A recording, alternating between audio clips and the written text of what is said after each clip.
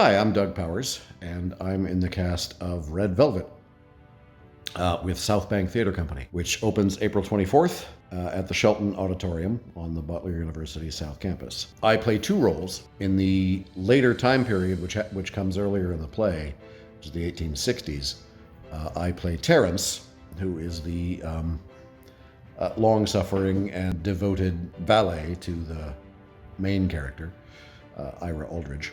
I like to use familiar characters sometimes as sort of jumping off points for my characterizations.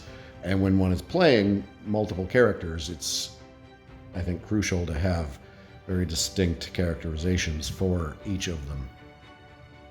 And so my jumping off point for Terence is pretty much been Anthony Daniels as C-3PO.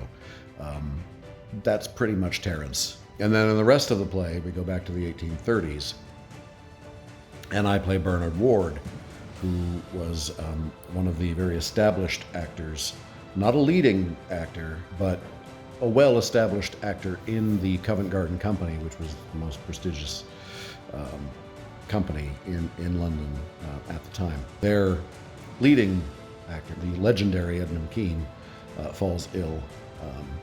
They bring in Ira Aldridge to replace him, and for reasons which you'll get either from the synopsis or from just coming to see us, that causes quite a stir.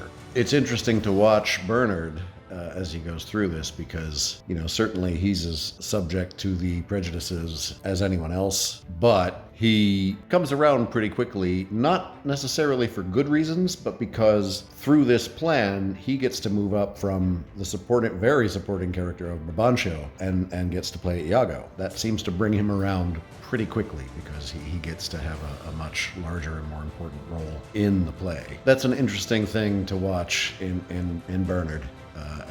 As he goes through, to see how willing he is to compromise his principles, unfortunate as they may be, in order to get the larger and better role. So he's doing the right thing, not necessarily for the right reasons, which is always interesting to play. I wouldn't call him a villain. He's just very set in his ways. And he's not particularly nice, but he wouldn't exactly call him a villain.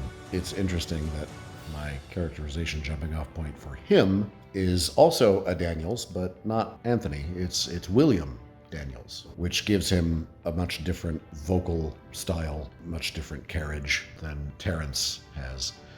And that's always key, so that when the same actor appears, it's not just because they're in a different costume that they're playing someone else. So hopefully you'll get to see how successfully I accomplish that when you come see us, opening April 24th. We look forward to having you join us.